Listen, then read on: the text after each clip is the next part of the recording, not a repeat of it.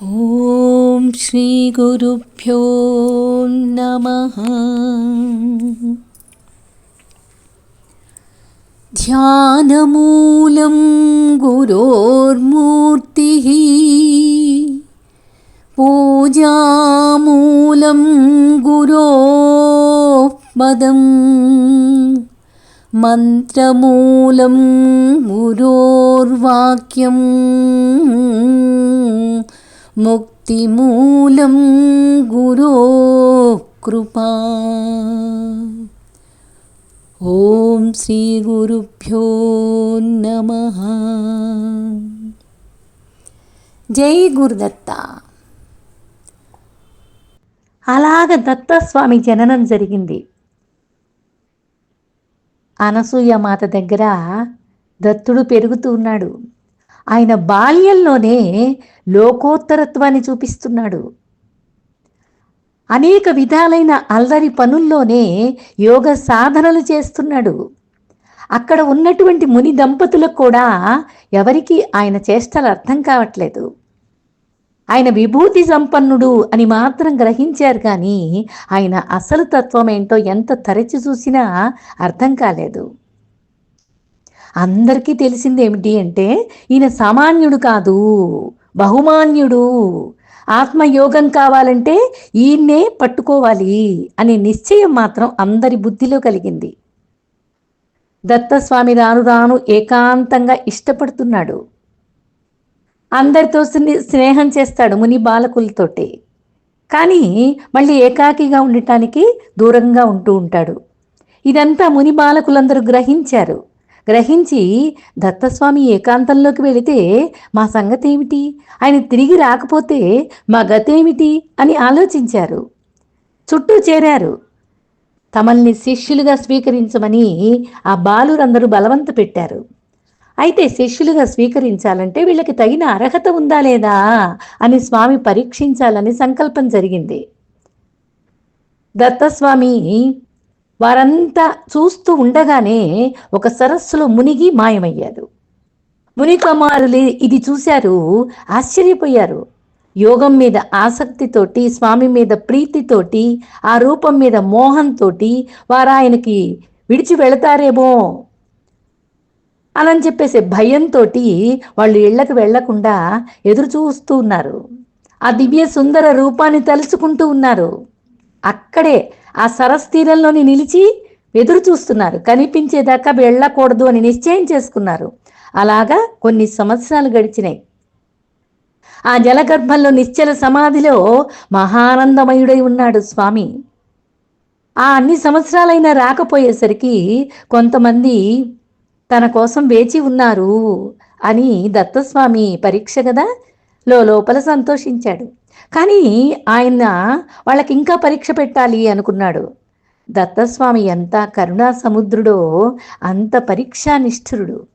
ఆయన ఒక చేత్తో సుందర వనితని పట్టుకున్నాడు, మరో చేత్తో మద్య పాత్రను పట్టుకున్నాడు, సరస్సులోంచి బయటికి వచ్చాడు.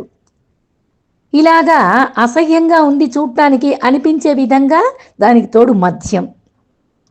ఇతరులు చూస్తున్నారు అనే భావం కూడా లేకుండా అందరికంటే ఇద్దరికంటే మ్లేచ్చులేనయం వీళ్ళిద్దరికంటే అన్నట్లుగా ఉంది ఆయన వ్యవహారం.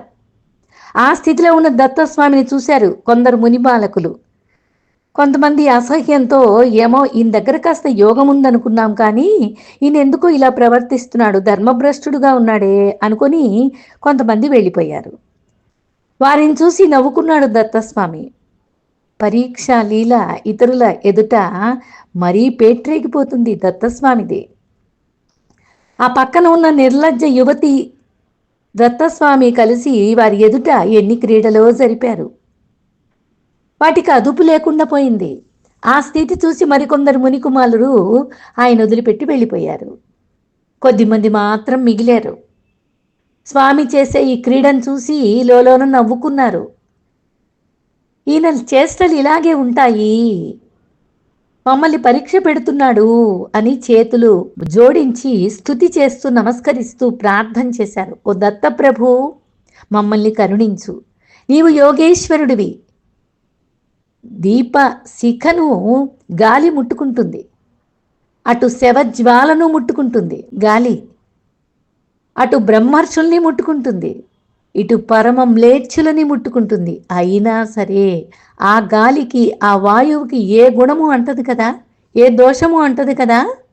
అలాగే యోగ బలం చేత ఆత్మదర్శనం చేసిన పరాత్పరుడమైన నీకు ధర్మం వల్ల వచ్చే పవిత్రత లేదు, అధర్మం వల్ల వచ్చే పంకము లేదు. మాబోటి అల్పబుద్ధులకి ఇది తెలియక ఒక నూలు పోగుతోటి మురుగరాజును కట్టేయాలనుకున్నట్లుగా సామాన్య లౌకిక ధర్మ సూత్రాలతో నిన్ను బంధించాలని చూస్తారు. ఇలా నీ దగ్గర కుదరదు. అలా నీలాగే ఉండాలని కొంతమంది భ్రమ చేస్తారు, భ్రమించి గర్వంగా ప్రవర్తిస్తారు. ఆ నీలాగా ప్రవర్తించి ధర్మచ్యుతులవుతూ ఉంటారు. ఈ పరిస్థితులు ఏవి నీ దగ్గర చెల్లుబాటు కావు. అట్లాంటి మూడులిద్దరికీ కూడా నీవు అందనే అందవు. ఆ విషయం వాళ్ళకి అర్థం కాదు.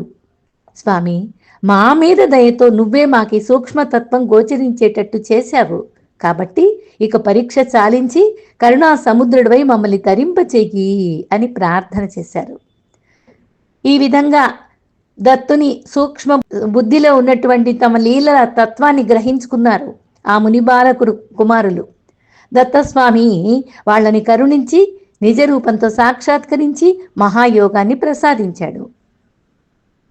ఇలాగా ఎందరెందరో మహానుభావుల్ని, మహాభక్తులు, కార్తవీర్యాదులను కూడా ఆయన ఇలాగే పరీక్షించి చూశాడు. మోహంలో, చాంచల్యంలో పడిపోకుండా నిలబడ్డవారు స్వామి వల్ల మహాఫలాలు పొందారు. ఎందరెందరో మహాభక్తులు ఉన్నారు. అలా స్థిరబుద్ధులైనటువంటి మునికుమారులను అనుగ్రహించినాక దత్తస్వామి ఇంటికొచ్చాడు. ఇన్నేళ్లుగా ఎటుపోయాడో, ఏమయ్యాడో తెలియక అలమంటించిపోతున్నారు. అనసూయమాత కళ్ళల్లో ఒత్తులేసుకొని చూస్తోంది. బిడ్డను చూసుకుంది, మహదా ఆనందపడిపోయింది. తల్లి పాదాలకు నమస్కరించాడు. అమ్మా, భక్తజనుల కోసమై నేను సహ్యాద్రి గుహలలో నివసించడానికి వెళ్ళాలి అనుకుంటున్నాను, ఇక నాకు సెలవియ్యి అన్నాడు. ఎన్నాళ్లకు ఇంటికొచ్చాడని అనుకొని నేను ఆనందపడుతుంటే మళ్ళీ వస్తూనే వెళ్ళిపోతావా అని బాధపడింది ఆ తల్లి. అనంత తపస్సు చేసింది ఇందుకోసమేనా అని ఆమె పుత్ర మోహంలో పడి వలవల ఏడ్చింది. వెళ్ళడానికి వీల్లేదు అని దత్తస్వామిని నిర్బంధించింది. దత్తస్వామి మనసులో ఏమి సంకల్పించాడో కానీ ఆయన కూడా తాను వెళ్ళక తప్పదు అని పట్టుబట్టాడు. సరే, మోహన్ చేత ఆమె తెలివి కమ్ముకుపోతే దత్తస్వామి పట్టు విడవకుండా ఆయన మొరకువానిలాగా ప్రవర్తించాడు. చివరికి దుఃఖము, కోపము ఆగలేదా తల్లికి. దత్త, నువ్వు యోగివే అవ్వచ్చు, 10 మందికి గురువు కూడా అయితే అయ్యి ఉండొచ్చు, అయినా నువ్వు మాత్రం నాకు కొడుకువే అని మర్చిపోవద్దు. నీకు ఈ చర్మదేహం ఇచ్చింది నేనే, అది కూడా మర్చిపోవద్దు. కనుక నువ్వు వెళ్ళదలుచుకుంటేనే నేనిచ్చింది ఈ చర్మం నాకు ఇచ్చేసి ఆ తర్వాత నువ్వు వెళ్ళు అని గట్టిగా చెప్పింది అనసూయమాత. అది విన్నాడు దత్తస్వామి. నిశ్చలంగా ఒక చిరునవ్వు నవ్వాడు. ఆ నవ్వుని చూసి ఎందుకో గాని అనసూయమాత బిత్తరపోయింది. ఆమె తేరుకునే లోపలే దత్తస్వామి గోళ్లతో పరపరా చీల్చి అంగీ విప్పినట్లు తన చర్మం విప్పి తల్లి చేతుల్లో పెట్టేశాడు. ఆయన తన చర్మాన్ని ఒలుస్తూ ఉంటే తల్లికి తన మనస్సు లోతుల్లో నుంచి ఏవేవో అజ్ఞానపు పొరలు విచ్చిపోతున్నట్టు అనిపించింది. చర్మావరణం లేకుండా రక్త మాంసమయమై దివ్యకాంతులు వెదజల్లుతున్నటువంటి దత్తస్వామి వికృత రూపం చూసేసరికి ఆమె దృష్టి ఒక్కసారి అంతర్దృష్టిలోకి వెళ్ళింది. అలా లోనికి మళ్ళిన ఆ దృష్టికి అనిర్వచనీయమైన దివ్య జ్యోతి ఒకటి సాక్షాత్కరించింది. ఆ దివ్య జ్యోతి సందర్శనంతో ఆమెకు అనన్యమైన, అప్రకంప్యమైన, ఆనందమయమైన కాంతి లభించింది. ఆ తల్లి ప్రశాంత మధురంగా కన్న బిడ్డ వంక చూసింది. ఆయన చర్మాన్ని ఆయనకిచ్చేసింది.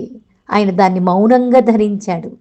అనసూయమాత గంభీర స్వరంతో అంటోంది, దత్తా, నీవు జగత్తులను చీకటిలో నుండి వెలుగులోనికి నడిపించడానికి అవతరించినటువంటి జగద్గురువువి. నీకు అవధులు లేవు, నీకు జన్మ లేదు, వినాశము లేదు. నాకు ఈ సత్యాన్ని ప్రకాశింపచేశావు. ఇక నీ ఇష్టానుసారం సహ్యాద్రిపై కొలువుండి భక్తుల హృదయాన్ని ఏలుకో. విశ్వస్య కళ్యాణమస్తు అని దీవించింది. దత్తస్వామి మహోల్లాసంతో సహ్యాద్రికేసి బయలుదేరాడు. ఇక్కడ ఆ సహ్యాద్రిలో అక్కడ ఎన్ని లీలలు చూపిస్తాడు, ఎంతమంది భక్తుల్ని కాపాడతాడు, ఎంతమంది రాక్షసుల్ని సంహరిస్తాడు అనే విషయాలు ఇక్కడ మనం ఎంత శ్రద్ధగా వింటే అంత అర్థమవుతుంది. మానవావతారం ఎత్తిన దత్తస్వామి మానవులలో అనేక మందిని అనేక విధాలుగా ఉద్ధరించాడు. అదేమంత వింత కాకపోవచ్చు, కానీ ఇంద్రాది సమస్త దేవతలను కూడా దుస్సాధ్యమైన కష్టం వచ్చినప్పుడు మన దత్తస్వామే దిక్కయ్యాడు. ఆ విషయాలు మనం ఇంకా తర్వాత చిన్నగా తెలుసుకుంటూ పోదాం. దత్తలీలలో జంబాసుర వధ అని ఇంద్రుణ్ణి రక్షించటం, రాక్షసుణ్ణి సంహరించటం అనేటటువంటి చిన్న ఉదంతాన్ని తరువాతలో కథలు చెప్పుకుందాం. దానికోసం ఎదురు చూద్దాం. దత్తస్వామి జననం. జై గురుదత్త. దత్తస్వామి లీలలు. జై జై గురుదత్త.